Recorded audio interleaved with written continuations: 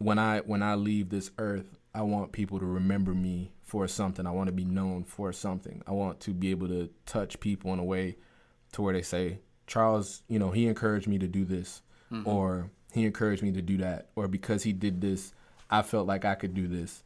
And that was, one of the many things I went into affliction was that, mental health is something we don't like to talk about. I was at an event yesterday, and the word that, the thing that was thrown around a lot was mental health is seen as a dirty word. And, just trying to, because I've taken my mental health a little bit more seriously, like I want other people to know about this, because I'm someone who, if I learn something, like I want to tell somebody else, like, oh man, like guess what I just learned, like this will be helpful for you. Right. So just me starting a conversation hopefully will help someone else who's struggling with it. Yeah.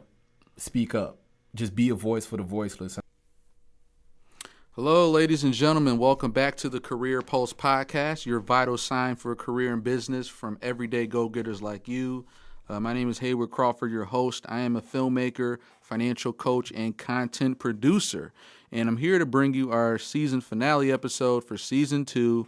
We're going to be joined by Charles Kennedy. Charles is a local Detroit filmmaker, personal close friend of mine who I met back in the day. We were working on a couple of the sets here in Michigan, and has a very inspiring story. I mean, we talked for a while about his recent short film Affliction, which I was able to help produce on, and just seeing where the beginnings came from, and seeing how he's crafted a lot of his early style to what he has now, and just the journey. I mean, we talk a lot about just where he came from, where he's going.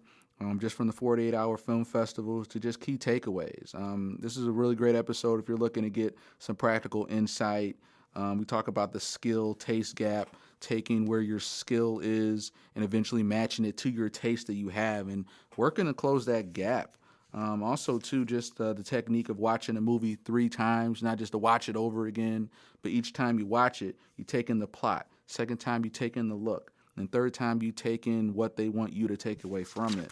And then also, we just get into some more mindset stuff, ways to manage your time, ways to grow spiritually, be a leader, not a follower.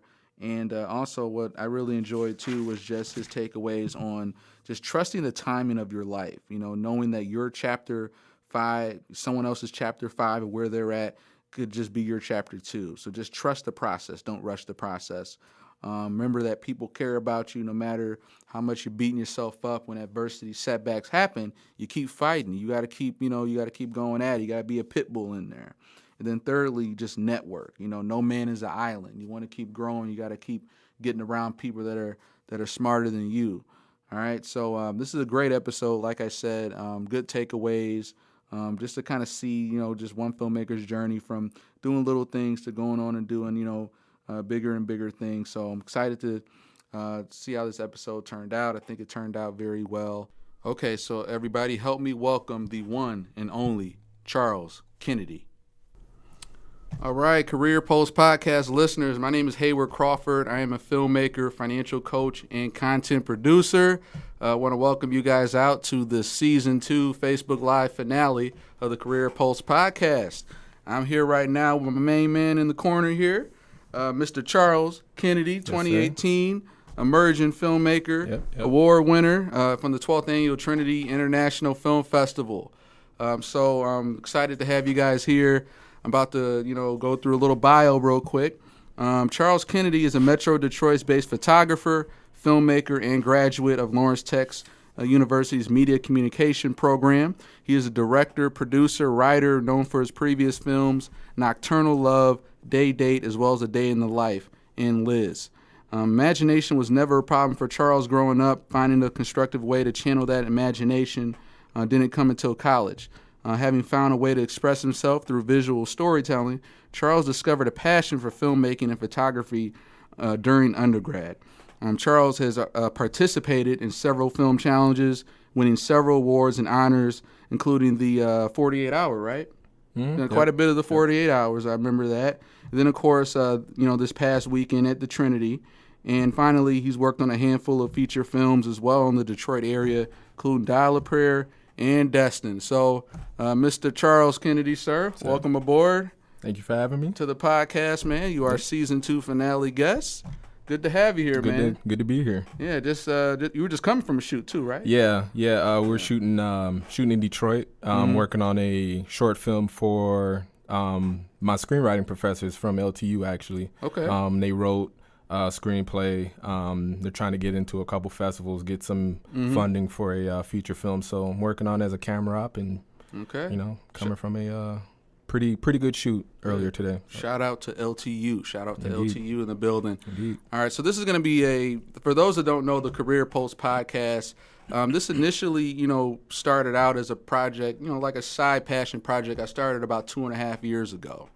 Okay, and part of the I guess the idea behind it is that when we're all on Facebook or different social media, we tend to if you're really working at building your craft and getting better at it each day, you tend to follow people where you kind of respect the game and where they're going and what they're doing, whether it's in the film industry, finance, or whatever it is.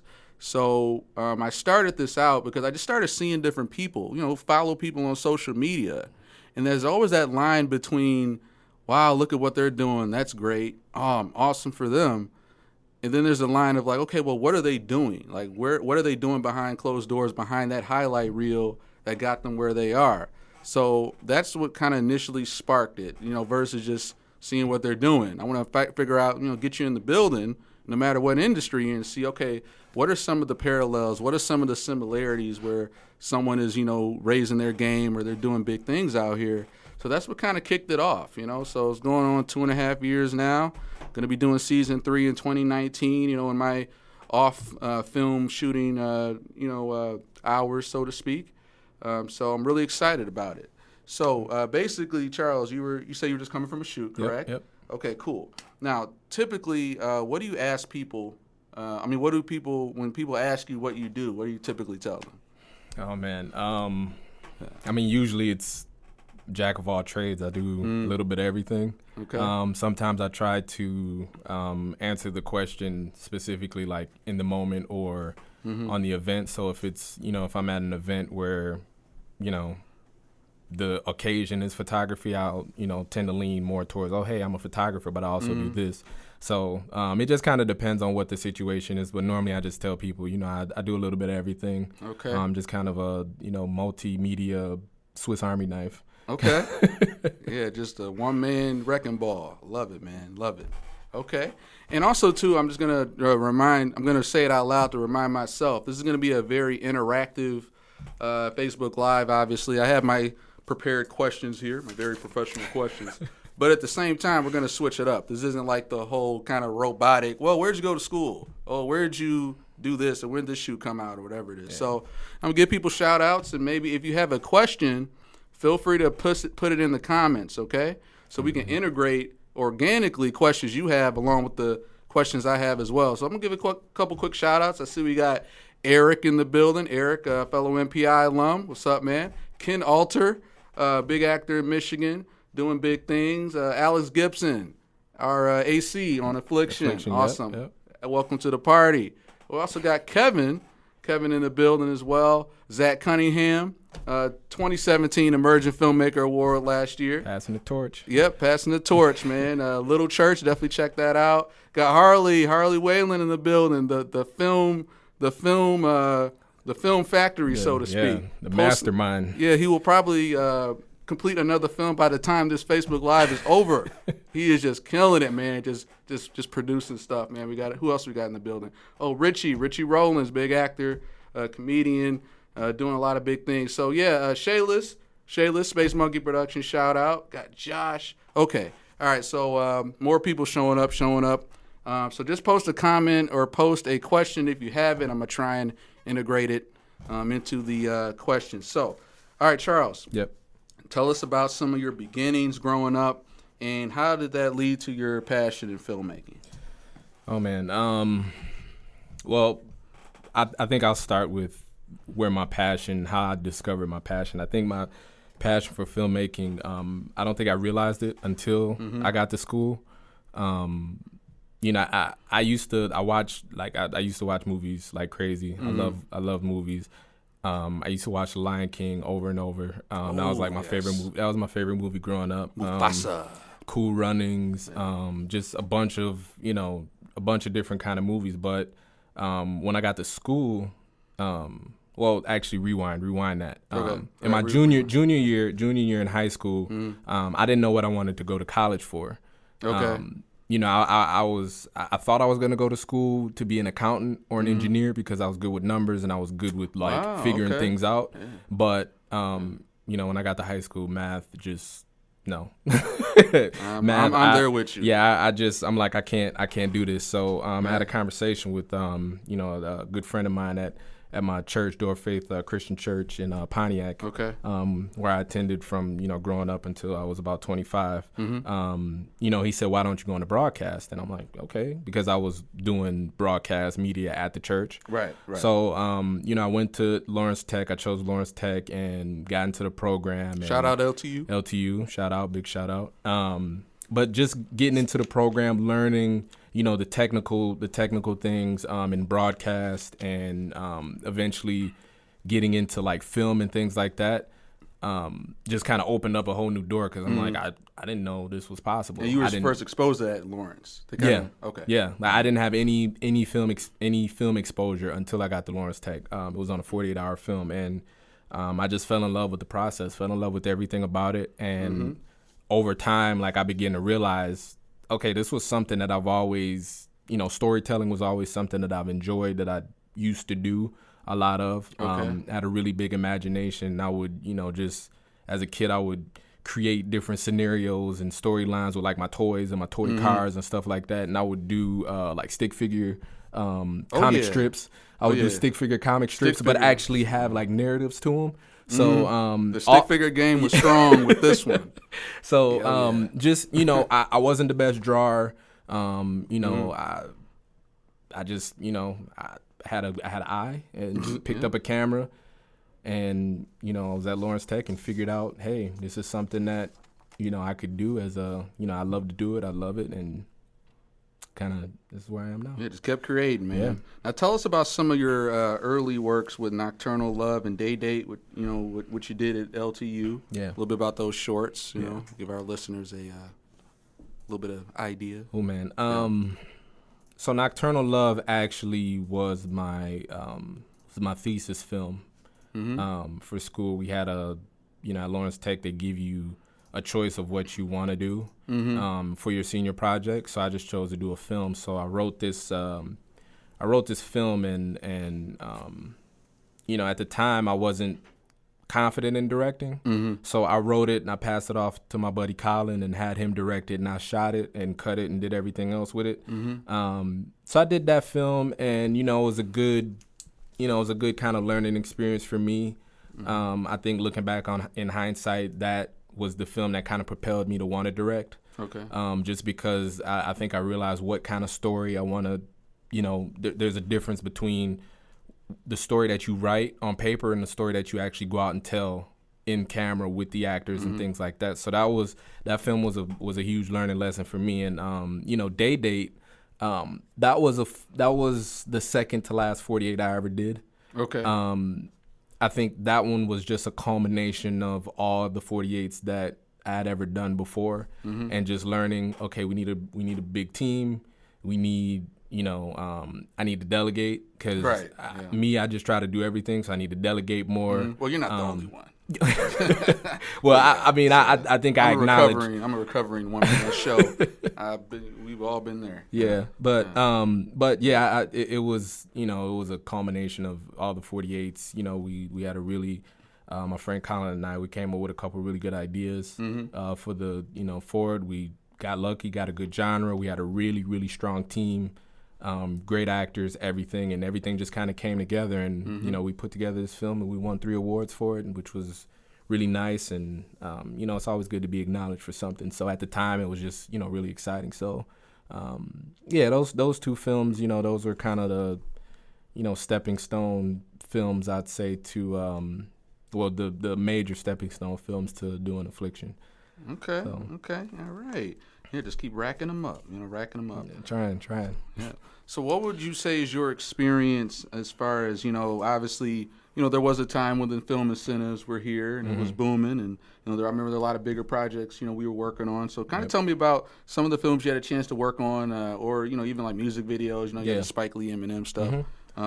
Back in Michigan's film incentive heyday. Yeah. I'm actually this is actually a sore spot for me because when the incentive got cut, they were going to they were in pre-production for Dark Knight Rises, and I was taking a film production kind of course at LTU, and our professor, she was working in the industry and she had connections, and she was going to try to get me on as an intern on Dark Knight Rises because she knew I was like obsessed with Christopher Nolan at the time. So she was like, hey, how about Dark Knight Rises is going to shoot here, how about I get you on? So they cut the incentive, and it was it was really sad because I didn't get to work on it. They moved it to Pittsburgh and a couple other places in New Mexico. So but no, working on the bigger films was a rush. It was addicting. It was. I learned a lot too. I love shooting. I love being on set,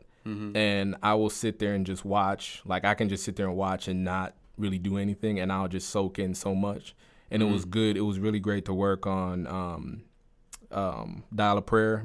Yes. I think that's where we really connected on that first, project. Yeah. We worked on Lucy's film before, but that was the project where we really made a connection. Right there. Right. Just watching DP Gavin Kelly do his thing behind the camera, watching Maggie Kiley, director, do her thing. Being on set with William H. Macy, that was exciting. Yeah, it was. And then working on Destin, seeing how seeing the difference in sets, how different directors work, how different DPs work. Even watching Spike Lee on the Eminem Headlights music videos, working in the art department on that, and just seeing how he works. It was just really cool to see just the environment, how things should be, how a professional set is ran. And I just took a lot of information, just soaked in everything that I could, because I didn't know when the next opportunity would be. So it was tremendous getting the opportunity to work on those projects for sure. All right, awesome. Now tell us about some of your origins with your most recent short, Affliction, like the screenplay and what really drove you to tell this story. Let's break that down. Well, I'll start with how the project initially came about. It was 4 years ago when I had the idea for the original script. I had seen the movie Her by Spike Jonze with Joaquin Phoenix and Amy Adams, and that movie at the time, that was a very important movie for me to watch, just because I felt like the movie was just so relatable, and there was a line in the movie where Amy Adams says to Joaquin Phoenix's character, she says that love is a socially acceptable form of insanity. So somehow my mind took that line, and that was the line that stuck in my head. And I took that and, thought about, what would be a word to, or what would be something to kind of encapsulate what it's like to be a creative. Because we have so many thoughts, we see things that most people don't see, we're hearing ideas, we get ideas in our head, and we have to write things down. So I tied it to schizophrenia, and I kind of used that as a platform. So initially, the movie was called Schizo. That was the original title. Yeah, I think I remember that. Yeah, that was the original title. And at first, it just started off as, this is just a cool idea. This is just something cool to do. Like, man, this is a really high concept idea. Oh man, like like that. Then the girl walks in. And all this happens. Yeah, I'm just like, and then he's got the voice and this and all this. So I just had all these cool ideas. And he's dead at the end the whole time. And then it's just like it never happened. So so it was hypothesizing and stuff. Yeah. So it started off as just a cool idea. We tried to take it into production. We had our locations. I think we had actors, and I'm not remembering what happened, but it just fell apart, and I just left it alone for 2 years. And then, years later, I came back to it, and I, circulated the script around to a couple people and had them give me some feedback. And I rewrote it. I rewrote the entire thing, and you know, I pitched the idea to she was my girlfriend at the time. She's my wife now, Hannah, and you know, she gave me her feedback on it, and she also said, well, you know, that title schizo, that could be, you know, seen as really offensive, you know, to a lot of people, you know, to people who are actually suffering from, you know, suffering from the condition. So that was what led me to change the title, and what changed, like when I changed the title, I think I just kind of changed my entire mindset on just the film in general. Okay. And, you know, the film just kept evolving and evolving, and you know, my grandma passed away at the end of 2016, and that was the real motivator to do the project, because she died of she had Alzheimer's, and her deterioration was really fast. She was initially diagnosed in March, and she died in December. So my whole motivation for doing Affliction, or wanting to do it, was to, like, we have to be aware about mental illness. Like, we can't just sit there and say, oh, well, this is, you know, this will just go away, or, you know, if you just do this or you just do that, like, it'll be okay. Like, we have to really educate ourselves. And that was my motivation in getting it into production. And then it just kind of, you know, evolved from there. And here we are. Yeah, that's what I call a purposeful why.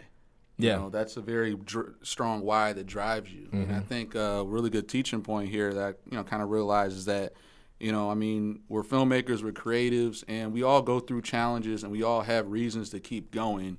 And sometimes it's got to be beyond, well, I want to tell a great story. Yeah. Okay, I think sometimes we kind of fall into that a little too much. And for him saying, like, hey, it wasn't for me, it was for my grandmother. Yeah.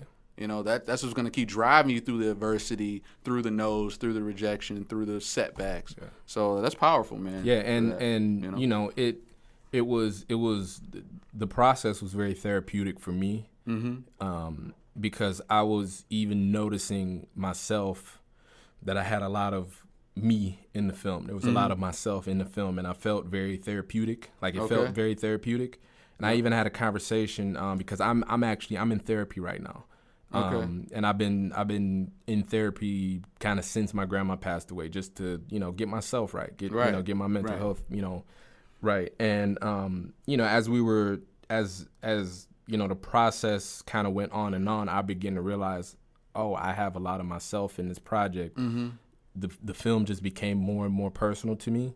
And you know, I think one of the biggest lessons I can take away from the project, and Zach, I give Zach Cunningham a lot of credit for this, because he said this to me at the awards ceremony at Trinity. He said that I had a voice, and that's something that every filmmaker is trying to look for. They're trying to find their voice, and they don't really know how. They just kind of keep going until they eventually just find it. Some sooner than others. Yeah, and then I realized, okay, filmmaking is more than just, okay, I came up with a cool idea. Right. It's because some people never get past that no, because you'll just be like, well, that's not cool enough. Like, this isn't cool enough. Right. But it's more about, this is what I want people to feel. This is something that I've learned, or this is, you know, this is something that I want to get out and say. Like, this is what I want to say to people, and this is why I think they should, you know, watch it, and this is why I think it's important. So, you know, definitely, you know, I've grown quite a bit in this entire process, and you know, I'm really proud. I'm really proud of what the film has turned to be, or grown into. So love it, man, love it. By the way, once again, give a couple shout outs. So we got Dane in the building, Chris Santos Pyant, Harrison alum. How you doing, brother? Mark Williams, good to see you, man. Dennis Snyder. All right, and once again, this is my first time Facebook Living this long. It's from my laptop. Hopefully you guys can hear us okay. I'm not a big audio engineer, so I'm not sure if the levels are okay, but I'm pretty sure if there's something going on, let us know in the comments, you know, but hopefully you guys should hear us well. Okay, so what do you do, what would you say you do, Charles, to keep your finger on the pulse, so to speak, of your career? What are some ways you're always looking to stay on the cutting edge of your industry, you know, stay sharp, I guess, you know? Oh, man. Just watch movies. Watch movies, and just go beyond just the phrase watching movies. Because I'm a very sometimes it takes me 3 times to really get a film down. And when I watch, when I go to watch a movie, I watch it each time I watch it from a different perspective. So the first time I'm just watching it just to take in plot. The second time I may focus in on one thing, and then the third time I may focus in on another thing. And I'll go in and I'll do research on the process if the movie is something that really really touches me. I'll go in and I'll look at the process. I look at who did what.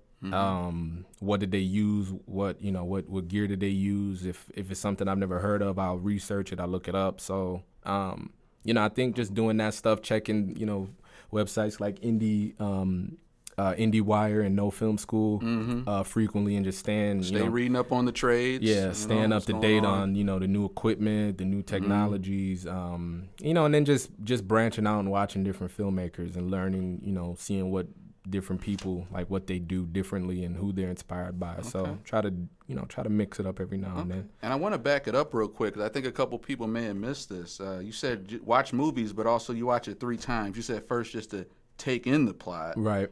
Second time, I mean, if it's like, I'll use let me see. I'll use a movie like The Shape of Water, since that last year. So watch that. I think I've seen the movie twice now. Yeah. So first time I'm just watching it just to watch it, just taking in everything, story, all that good stuff. And then the second time around, I think I paid more attention to the cinematography. Okay. Just because I thought it was a very beautifully shot film. And I thought the art direction was really, really well done in that movie. So I just kind of isolated those 2 things. And, if I, whenever I go back to watch it again, I may go back and just listen to like dialogue. Symbolism nuggets, that sort of thing. Yeah, dialogue and just pay attention to something different that I didn't, the first 2 times. So very good key, because I know I'm guilty. I watch a movie the exact same time, exact same way 3 times. So I think that's a very good perspective you put in there about just different ways you digest it each time. So just watching it over and over again. Yeah. We can fall into that trap. And I think because, just to add to that, because Christopher Nolan was, well, I won't say he was, but he's a huge influence on what my writing and things like that. So just watching his films over the years, what I've come to learn is that you have to watch his movies repeatedly, because you never catch everything the first time, not even the second time. You have to watch it at least 3 times. Very true. Maybe even Mr. 4 times. Nolan. Like, I've watched Inception more times than I care to admit right now, but it feels like every time I watch it, I catch something new each time, because he's just such a dense writer. Yeah, exactly. You can go on YouTube, look up those Inception theories, and be lost forever. There's I think Michael Caine actually, I think he solved he put one of the biggest theories to rest about whether or not the ending is a dream. Yeah, the spinning dreidel thing. Yeah, I'm gonna get your spinning dreidel. You want my okay? I'll give you Michael Caine's first, then what you think. Okay, since we're on that. So what I thought. What Michael Caine said, and this was interesting, because I never. Again, I need to go back and watch the movie and make this connection. But he said, whenever Cobb was dreaming and he sees that he has that moment, you never see Michael Caine's character. But at the end, when he's not dreaming, or whenever he isn't dreaming, you see Michael Caine's character. So he said his character is the key to knowing whether or not he was dreaming in that last moment. So he said at the end, he wasn't dreaming. That was real. And my theory was that with the totem, whenever he's in a dream, the totem spins, and it's like there's no, like, it doesn't wobble or anything. Like, it's just a continuous spin. But at the end of Inception, the totem is like is wobbling a little bit. So the totem's a dreidel, or is it dreidel? Yeah, it's the little silver thing that he spins. Yeah. I think. Okay. Yeah. I know what you're talking about. I thought it was a dreidel or totem. Well, that's the term that they use in the movie. They just call it a totem. Right. Okay. So what he spent, like when he spins it, it goes, and then they show the shots of it spinning really really smoothly, Yeah. And then at the end, when the kids run inside, and then there's that final, pan over from him hugging his kids to the dreidel, to the I got you calling it the dreidel now. to the totem. Right, totem. It starts to wobble a little bit, and then it's implied that it falls over. But that was kind of my what I looked for. I'm like, okay, what does the totem do? And I thought it was real at the end. Very interesting theory. Everybody has their own opinions, but I think it's a very strong standpoint. I have to watch Inception now again because my whole reality's messed up. Oh, shout out to Howard J. Randolph, AC. Yeah. No, was he AC or you did Gripping? No. Howard is the executive slate producer. Executive slate producer. So Howard came on that film and he just created his own position. He is Howard. Man. So I when I was putting when I was giving everybody their credit on IMDb, I wrote in executive slate producer, and I didn't think IMDb would take it. Right. And they actually did. So I think he's the first. I think he's the first executive slate producer in the history of IMDb. IMDb probably auditors probably looked it up, said, yeah, whatever, gonna throw it on there, So shout out to Howard. With the big heart. Yeah. Thanks for posting that, bro. Ooh, we got our first comment. Howard is saying, what is he saying? Inception should have been a Tyler Perry movie. Okay. Okay. Yeah, Medea goes to Medea goes to bed. Medea bends reality. Would have been cool. All right, Howard. Good one. Okay, moving on. Keep the comments coming. We got our first comment in there. Maybe not the strongest, but our first, though. Howard, love you, buddy. Okay, so, Charles. Yeah. How important do you feel is the subject of time management?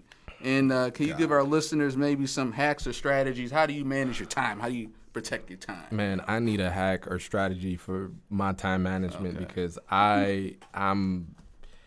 I'm still trying to figure it out. I feel like time management is a Rubik's Cube that you just is a never-ending process of trying to figure out.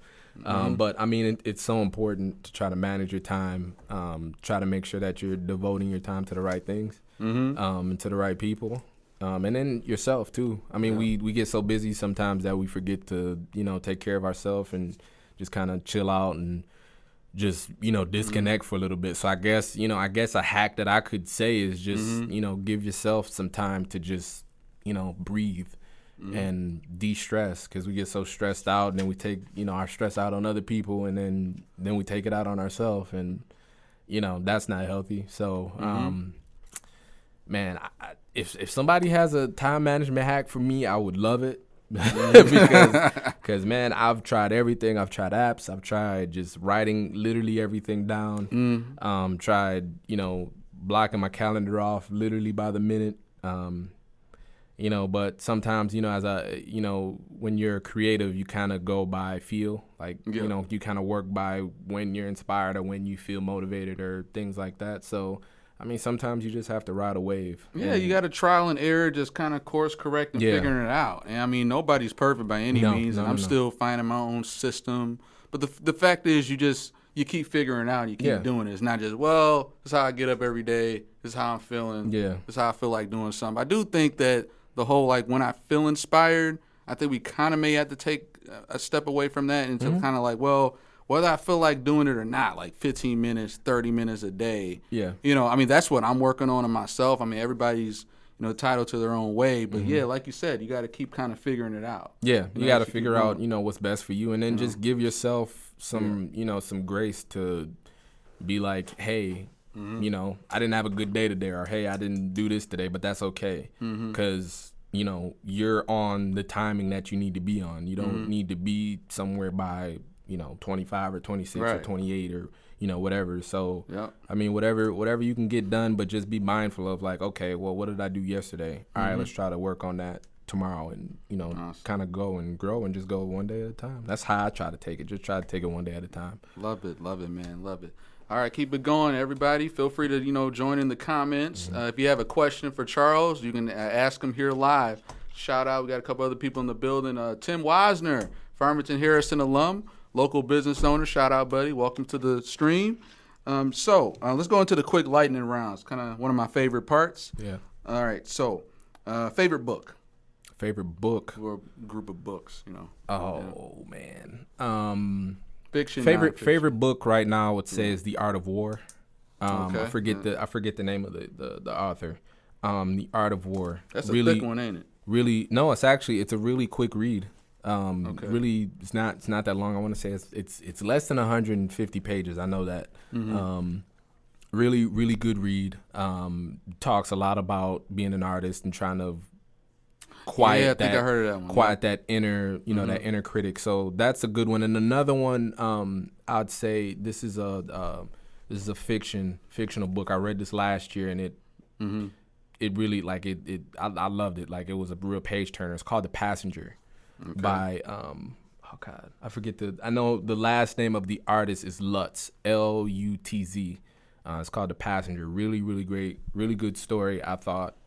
It's about a woman who gets accused for killing her husband, and then she goes on a run, and she's running, and she gets herself in deeper and deeper trouble as she goes, and the ending is kind of surprising. It reminded me a lot of Gone Girl, so I think that's why I took I was so close to it. So The Passenger is also another good read. Okay, I'm gonna definitely check that another out. favorite of mine for sure. And I must ask, like, the little filmmaker nerd in me. We'll just say film nerd.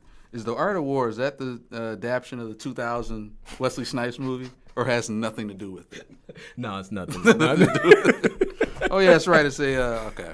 Yeah, but it's more of a self-help book than okay, anything. gotcha. That's right. Yeah. So the 5 of you out there that saw it has nothing to do with the book you just mentioned. Yeah. Okay. Oh, we got our first question. We're gonna keep it light here. This has to be the whole professional type thing.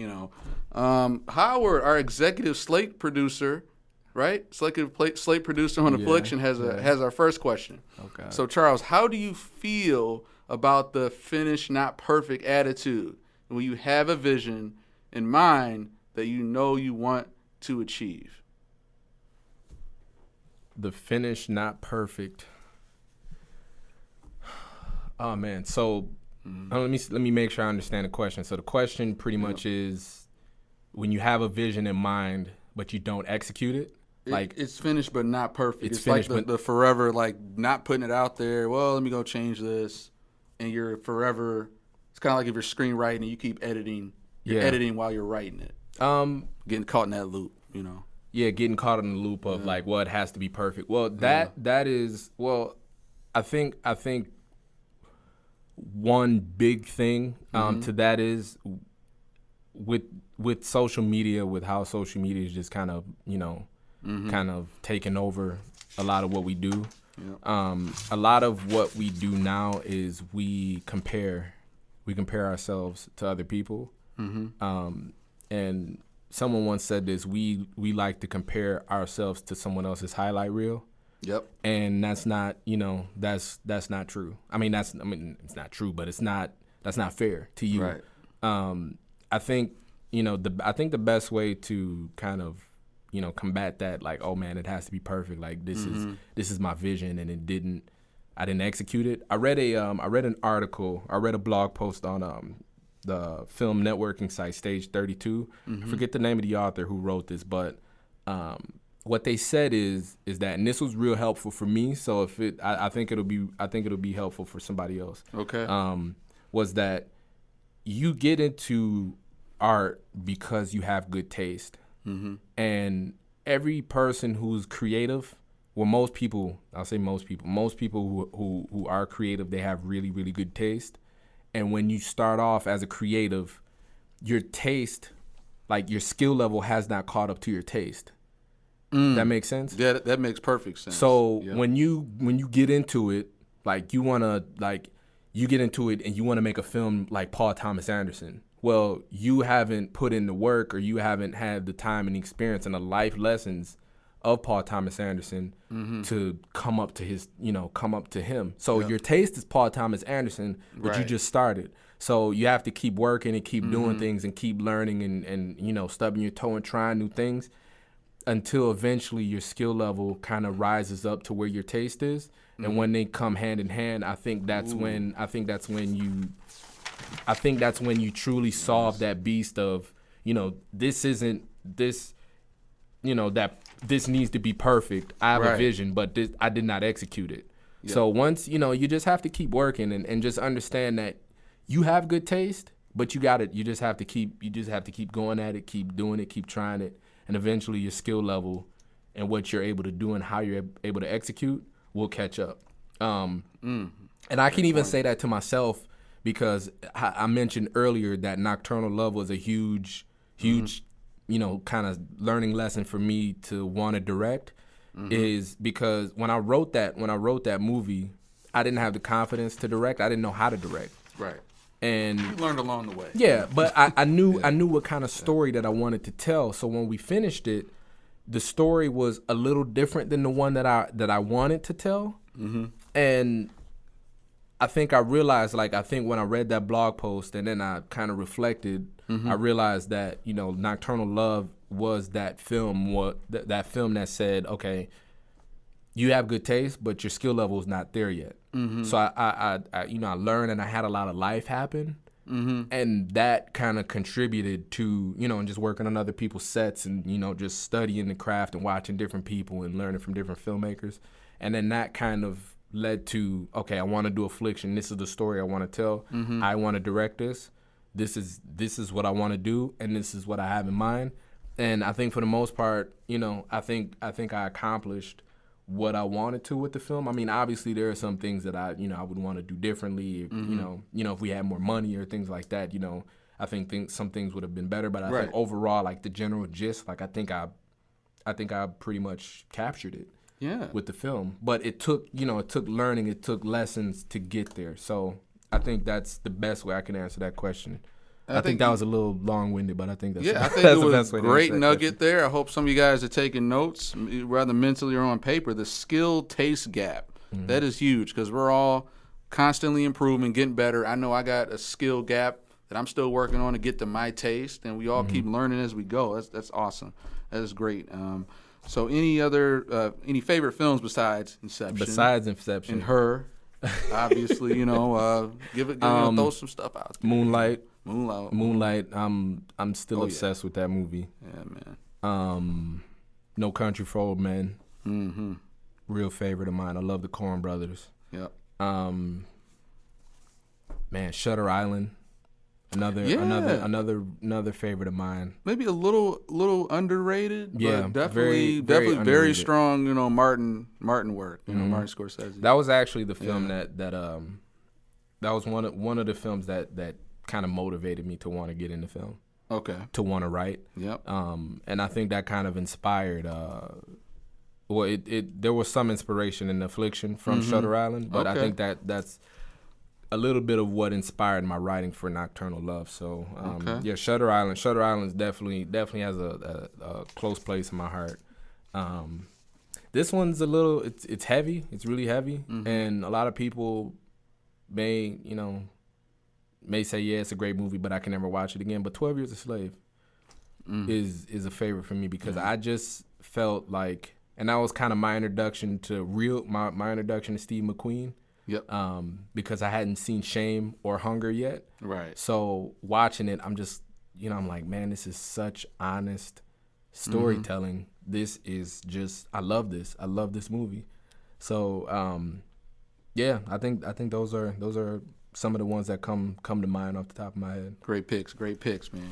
Any TV shows you've pull a little bit from television, a show here and there that kind of pops up, or I know we don't have all the time in the world for TV shows, but we try and fit it in. Breaking Bad, I think that's number one. I think Breaking Bad keeps the story going. Like, there are no episodes there's no wasted motion in Breaking Bad, in my opinion. So I think Breaking Bad is like forever gonna be like my number one, my number one show, and I just think that's like the greatest show ever made. Awesome. I agree with you there. Yeah, I man. spent so many late nights just binging through Breaking Bad. I'm like, oh man, I gotta watch this episode. What happens next? I can't go to bed yet. So Breaking Bad. Classic. For sure. All right, iPhone or Android? iPhone. Okay. I've had both. iPhone. All right, Team iPhone. Yes, sir. All right. Now, could you share with us, were there any other takeaways you could share with us from your recent trip at the 12th Annual Trinity, as far as maybe other filmmakers, events, overall vibes, you know? I think the biggest takeaway for me was I felt really encouraged afterwards. Affliction. Well, I'll say this: a lot of people know me. A lot of people know, that I do a little bit of everything. But I don't think that, I don't think that there are too many people who knew me as a filmmaker. Like, I can, write and direct. And I think Affliction was that first, because I mean, to be honest, I've done a bunch of 48s. Yeah. I did my senior, my thesis film, and then I did a bunch of like really small films like early on, just because, I had an idea, I wanted to do it. Like it was really cool, and I wanted to do it. So I have a lot of like, early stuff, but Affliction was really like that first film out of college that was like, I want to be taken seriously with this. And when I tell people like, hey, I'm a filmmaker, it's like, well, what do you have? And it's like, well, I've got a bunch of early stuff that I don't really want to show. But, I think that film, or I think the experience of Trinity, in my mind, gave me some validation. I think gave me some, some proof, like, hey, like I can. Here's your portfolio. I mean, here's like not your portfolio, so to speak, but here's like my entry ticket. Here's like my here's what I can do.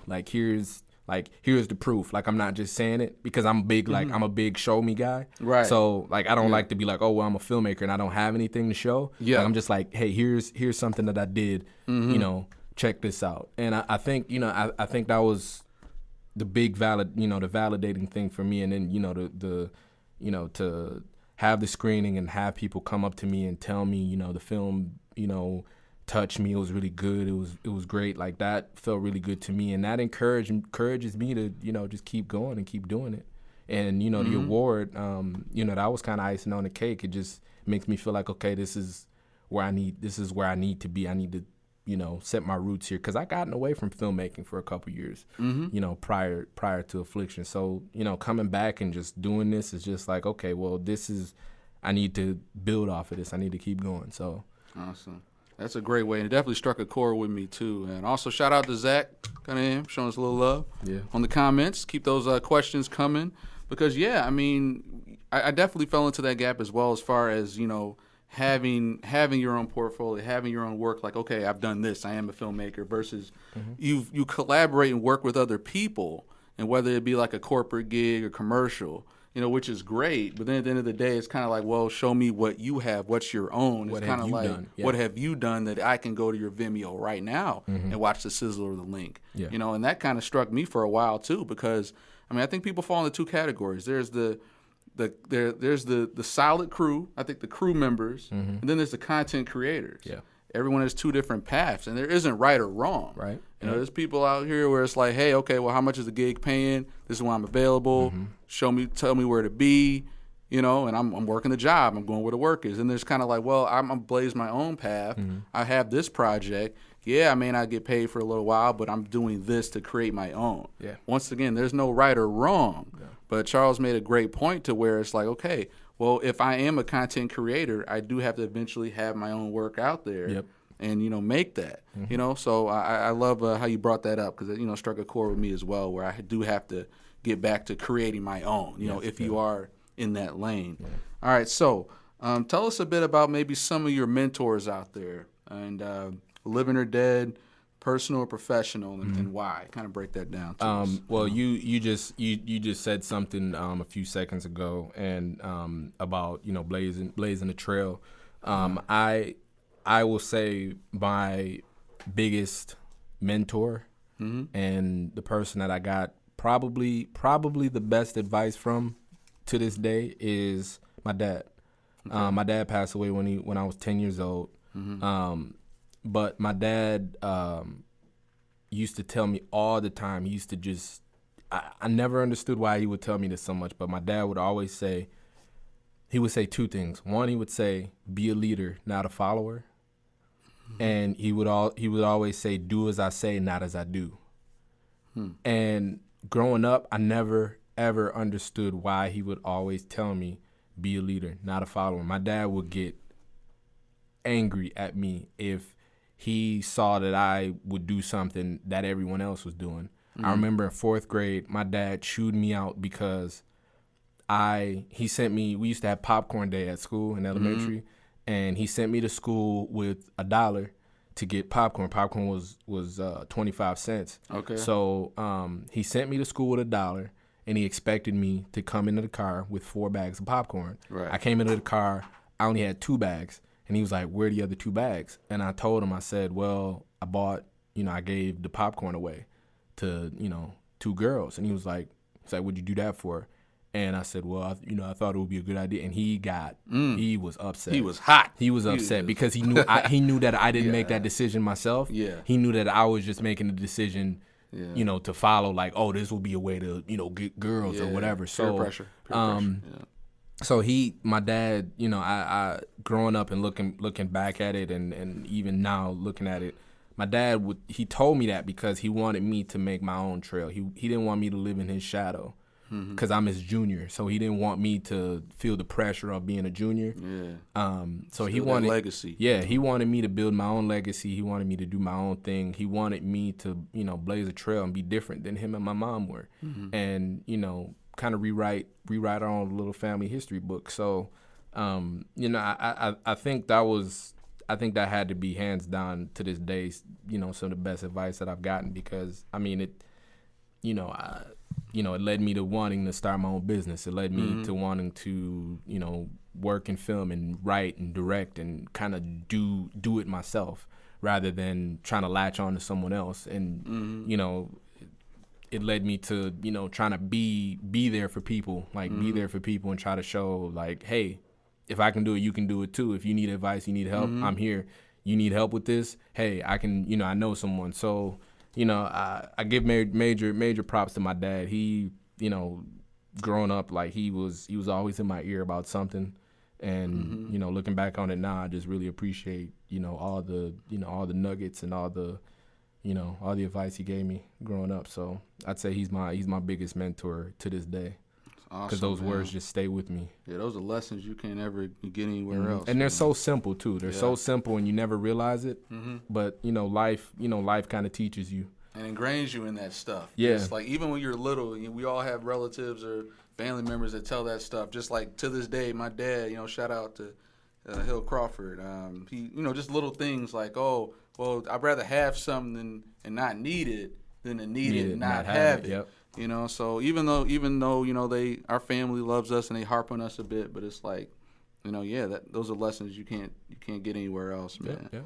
So what would you say, what do you do to maybe grow on a daily basis, whether it's spiritually, mentally, health-wise? Can you kind of break some of that down? Maybe what do you do to, Well, I've been doing, I'm in therapy, and that was a huge thing for me to start doing. And my therapist, he gives me practical things to do. Okay. So I do some of those things to kind of help keep perspective, because really that's the key to a lot of life is just maintaining positive perspective. There is a new thing that I'm doing right now is meditation. Okay. Trying to learn kind of the art of meditation, just trying to learn how to be in control of, my thoughts, emotions, just try to be in control of my mind, because, no one else can do that for me but me. So, I've just been trying to do that, and, every day I try to read something. Not book wise, but at least try to read like an article or read something that'll help stimulate my mind, or listen to a podcast or just something. So I just try to do try to take in something, at least one new thing every day. Try to meditate. I've been a little inconsistent, but I give myself room to mess up a little bit every now and then. But I've been trying to meditate, and I need to get back in the gym. But once I get time, that's it's something that I do. But the biggest things sure are you're way ahead of where I am. So. But the biggest things right now are meditation and just trying to read something new every day. Okay, awesome. And I love how you broke that down. Quick shout out. We got Warren, Tamara, Troy, Kyle Ellis in the building. Welcome, guys. And I really appreciate how you kind of broke that down to the kind of the practical. Yeah. And that's what I'm really, hoping to achieve with this podcast as we continue interviewing people. It's kind of like, tell me, give me, what it is you did. I mean, what was the breakdown of it? Just like, well, I just try and grow every day and be inspired. And it's kind of like, well, people out there, we need to know, how did you do it? Or give us the practical, because anything kind of beyond just fluff, you do a disservice. Mm-hmm. So I really appreciate your vulnerability, the lessons you're giving to us right now, man, because I'm learning from you. I'm a learn-it-all.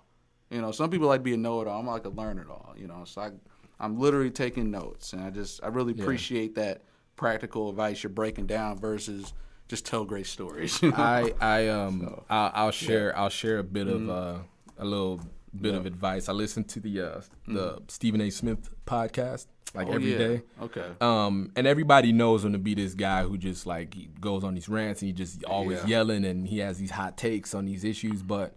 Gotta love Steve. He said something. He'll get really deep on his show sometimes, and he said one thing. I want to say it was a few weeks ago on his show. He said I'm great because I know that I'm not, and I just listen to those who are great, and I'm like, whoa, that's. Come from Stephen A. Smith. Stephen A. Smith said that, yes. Because he has some wisdom nuggets just dropping. Yeah, he'll drop a nugget every now and then. Yeah, but that one was really big for me. So just always be trying to learn from somebody. There's always somebody that knows more than you. Yep. A lot of people say if you're the smartest person in the room, you're in the wrong room. Right, get the hell out of there. Yeah. So man, I just I'm always and I'm learning from you, learning from this experience. Just I don't know everything. There's someone out there who can teach me something, and vice versa. So that's what it's all about, man. Just continuing to learn and grow every day. All right. And is there anything you feel still makes you uncomfortable, and is that a good thing? While we're on the topic of growing, that makes me uncomfortable. Watching my film screen in front of other people still makes me incredibly uncomfortable because I just feel like it's a whole nother level of vulnerability that you have. But isn't there a sense of sensation? Like, oh, okay, where they're seeing it, or it's still just no. It's more nerve-wracking to me than exciting, to be honest, because especially with Affliction, where it's such the movie's so close to me, is that I want people to consume it the way that I think that they should. Okay. And if someone laughs at a part that I didn't think they were gonna laugh, or someone doesn't react to something that I think that they should react, then I'm hyper aware to that. So watching something that I did in front of other people or with other people around is still really, really uncomfortable for me. It's real. It's like standing on a stage, in your underwear. I mean, I think I could do that. I think I could stand on a stage in front of a bunch of people with my underwear on and feel all right. But watching my movie in a room full of people is just, yeah. Yeah, I mean, it's always always risking that vulnerability that are they gonna like it or not? Mm-hmm. Yeah, I mean that's real. It's real. And what do you feel is maybe one thing you're always looking to improve upon or feel you could do better? I think be a better listener. One, just actually listen, actively listen. I think that's still a skill that I'm forever trying to learn.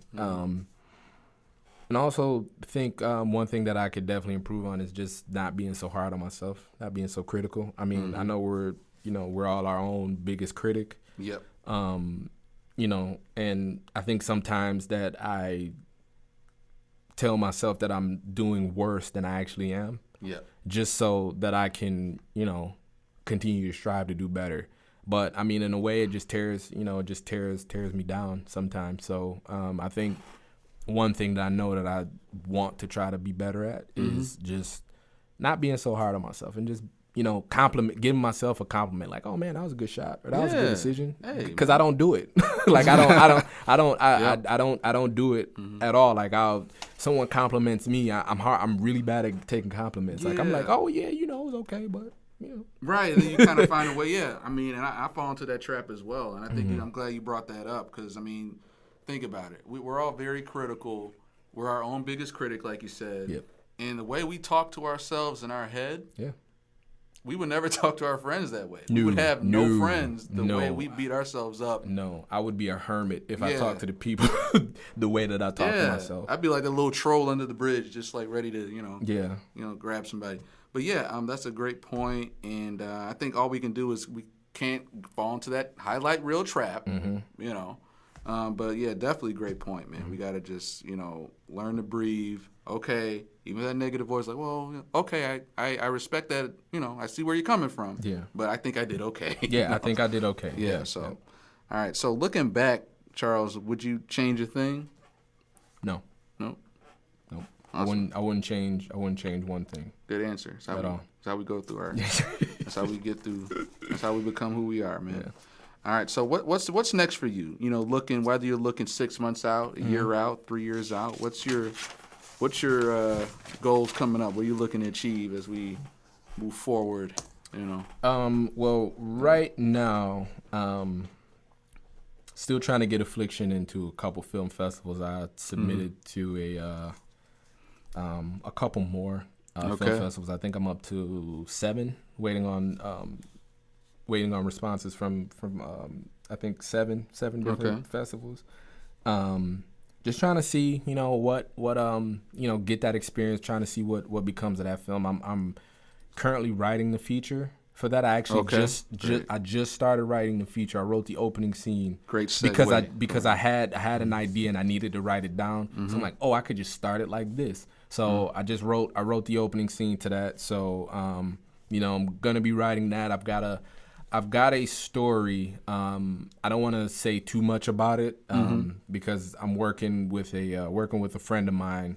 I won't mention her name, but if she's watching, she knows who she is. But her and I, she reached out to me and she wanted to kind of share her story through a visual medium. Okay. So her and I sat down and we kind of had we had some really deep discussions, and she told me her story and she told me a lot of what's going on, and I just felt really inspired by it. And I'm turning it into she wanted to do like a pilot for a series, but I'm turning it. I'm doing a feature film because I feel like it's so much, and I feel like that'll do it justice, real justice. So I've started to outline that project as well, but with everything with Affliction, I'm riding that momentum. So I'm kind of writing those two things right now. Going forward, I think my next, whatever I do next is gonna be a feature. I think it's that time. I think I've done enough shorts to where it's time to try to jump into, the feature world and, really take that next step in my career. So, whether it be Affliction or, this other film that I'm writing right now, I think for me, I think that's my next step. Exciting stuff. And we all got to know when it's time to take that leap. Yeah. Some sooner than others. Yeah. I'm still working on my transition eventually, maybe sooner rather than later, hopefully. Yeah, but it's coming. Yeah, that's goes back to that gap that we mentioned, man. And we want to obviously close that gap. Yeah. So where can some of our listeners find you, learn more about you, social media, give us some website shout outs where we can, people can keep following your stuff, man.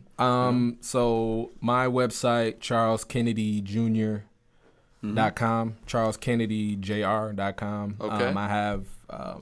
I have quite a bit of my work on there. I need to update my video section because that's super outdated. But I keep the photos and stuff, and you can learn about a little bit about my background and, some of my pricing for paid things. So yeah, I'm got my website, Charles A. Kennedy Jr. on Facebook. Okay. Charles A. Kennedy Jr. on Facebook. On Facebook. C. Kennedy Jr. on Instagram is where you can find me. And yeah. You can find me. You can find me. Oh, sorry. Random. Anyway, where can tell us a little bit about, as we wrap up, all right? Mm-hmm. A little bit about what legacy means to you, how you want your legacy to be remembered, and 3 key lessons or takeaways that, our viewers can get from you.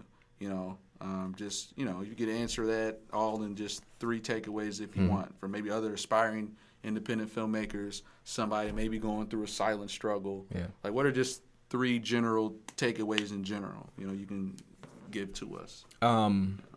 Well, legacy is very important to me. Like I said earlier, because I'm a junior, I often felt like I was in the shadow of my dad in his following his legacy. Yeah. And it took me until I was about 23 or 24, maybe 25, until I broke out of that and said, completely broke out of it and said, I need to create my own legacy. Okay. I need to, when I leave this earth, I want people to remember me for something. I want to be known for something. I want to be able to touch people in a way to where they say, Charles, he encouraged me to do this, or he encouraged me to do that, or because he did this, I felt like I could do this. And that was, one of the many things that went into affliction was that, mental health is something we don't like to talk about. I was at an event yesterday and the word that, the thing that was thrown around a lot was mental health is seen as a dirty word. Mm-hmm. And, just trying to, because I've taken my mental health a little bit more seriously, like I want other people to know about this, because I'm someone who, if I learn something, like I want to tell somebody else, like, oh man, like guess what I just learned, like this will be helpful for you. Right. So just me starting a conversation hopefully will help someone else who's struggling with it. Yeah. Speak up. Just be a voice for the voiceless. And I think, as legacy goes, I think legacy wise, like I just want to be known as the guy who helped give a voice to someone who felt like they didn't have a voice, and just kind of put myself out there so that someone else could. Because, a lot of people don't notice I'm a naturally shy person. Mm-hmm. Like I had a ton of social anxiety growing up and, different things like that. And, I eventually grew and learned and grew out of it. Mm-hmm. And because I learned how to grow out of it, I want to help someone else learn how to grow out of it, if that makes sense. So, so a couple little tidbits I can, give to someone is, trust the timing of your life, because where you are right now is exactly where you're supposed to be. Mm-hmm. And just because you didn't get somewhere by the age of 25 or because you didn't get somewhere by 18 is okay, because someone else's chapter 5 may be your chapter 2. And that's okay. Like, you don't need to be comparing yourself to everybody else. Like, man, why am I not like this guy? Or why am I not like that guy? Like, they had to... their struggle was different from yours, so they may have, had to go get it faster than you had to go get it. Mm-hmm. So just trust the timing of your life. Don't be afraid to speak up. Mm-hmm. If you're struggling with something, if you're dealing with something, there's someone out there who cares about you. I used to think that a lot when I was younger. Like, no one cares about me, but there's someone out there who cares about you. Just, you just have to speak up. And, there's someone out there who can relate to what you're going through, even if you don't feel like there is. And, I think the last thing is, if just to network, put yourself out there. You need, no man is an island. That's what my mom tells me. She says, no man is an island. You need people. So iron sharpens iron. Yes, sir. Yeah. So just be a good person. Be understanding of people. Everyone's different than you. there's something that you can learn from somebody else. And, just try to make friends. Just try to be a good person. Try to be a good person to other people. And there are great people out there to you too. And, there's a lot of real meaningful connection to be made in this world, outside of social media. Just got to get out there and go make it. So, I think those are some things that I could, that I can say to people. So awesome. Well, there it is, man. I think we're right at the tail end of this, man. All right, everybody. Career Pulse Podcast. Charles Kennedy in the building. Yep. Good to have you, brother. Man, thank you for having me. Yeah. Everyone, thank you for watching and having questions. And yeah. All right. Thank you, guys. We're out of here. All right, guys. There you have it. Our season 2 Facebook Live finale with the one and only Charles Kennedy. Now award-winning, film festival award-winning filmmaker. Won Emerging Filmmaker Award at the 2018 Trinity Film Fest. Awesome stuff. Like I said, a lot of great takeaways here, just talking about from his early beginnings, his inspiration from the Joaquin Phoenix Her film, and just things, other takeaways I really liked was just how you watch a movie 3 times. First you take in the plot, then you take in a look, and then you take in a lot of the other symbolism and other nuggets. I thought that was really key. Also, the skill taste gap. Just how you have your taste, which is really high, and then you have to keep working at building your skill to end up matching your taste, was a very good takeaway, I believe. And also, too, just be a leader, not a follower. Key stuff. Sometimes we got to hear that over and over again. And also, Stephen A. Smith quote, "I'm great because I know I'm not," is amazing. So, really great stuff. Be sure to keep following Charles Kennedy online, Affliction. He's developing that into a feature, and look for that as it goes through other film festivals. Definitely doing some great things. So other than that, it's been great having you guys, whoever you guys are listening. Good to have you. Career Pulse Podcast is officially ending its 2017-2018 season 2. So season 3 will be back in 2019 with a new slew of guests. And looking forward to just keep growing this thing. So I'll see you guys on the flip side. Stay blessed and see ya.